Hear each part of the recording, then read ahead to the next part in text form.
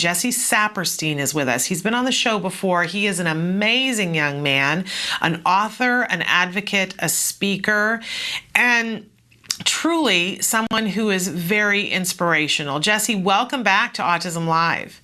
Thank you, Shannon. It's great to be back. We're so thrilled to have you today. And in just a second, we're going to talk about your new book. When we had you on before, we were talking about your first book, Atypical: Life with Asperger's in 20 1/3 chapters. But you've got a new book coming out in a couple of months. I want to give people a reference, though, Jesse, for who you are. So tell our viewers at home a little bit about you. Well, I'm a published author. My first book was Atypical: Life with Asperger's in 20 1/3 chapters, and that was published April 2010. And now my newest book is coming out Tuesday, August 5th. It's called Getting a Life with Asperger's: Lessons Learned on the Bumpy Road to Adulthood. And this is apparently me. I'm this Super Mario character on the front. One of the things I liked when I was a child was playing video games.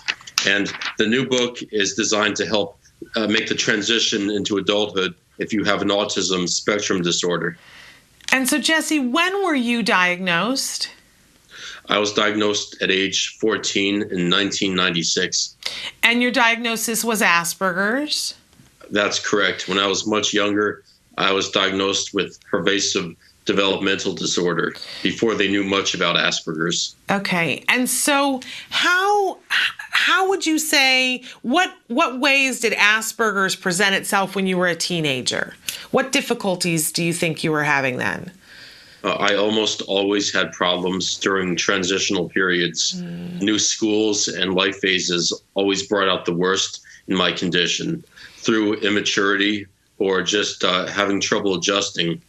People with Asperger's often have trouble with generalization. They don't naturally understand that some things that worked in the past are considered to be inappropriate in a new environment. And I had trouble with bullying, like so many of my peers too. And that's led you to be quite an outspoken advocate for bullying. And we're going to talk a little bit more about that in our second segment. But Jesse, how old are you now? I'm 32. And you are, by anybody's definition, a very successful guy. You're leading quite an exciting life, but you are on the autism spectrum. How does it affect your life now? I actually do extremely well with having Asperger's. Most of my demons are behind me. Any inappropriate behavior has long died a natural death. I think of the 1980s movie Over the Top, and Sylvester Stallone says, "The world meets nobody halfway." So as children get older, I think that they should take on new experiences that may cause discomfort, failure at the beginning. And if somebody tells me you don't belong here or this is not a good fit for you, I often say, I know that. That's the whole point. And on that note, I've had success working in very sensitive environments that most people would fail in, Asperger's or no disability otherwise, like working in a funeral home. Well, I helped counsel people who are grieving. Wow. Well, Jesse, I can't imagine anyone who could give better advice about how to get a life with Asperger's than you. We're really looking forward to this new book.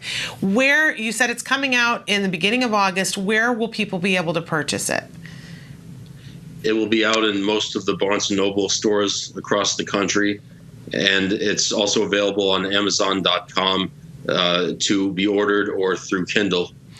And we should mention, too, that you have a lovely website where people can go and find out more information about you and about events that you're speaking at.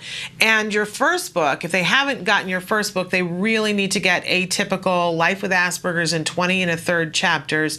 And you can get all of that at jessesaperstein.com.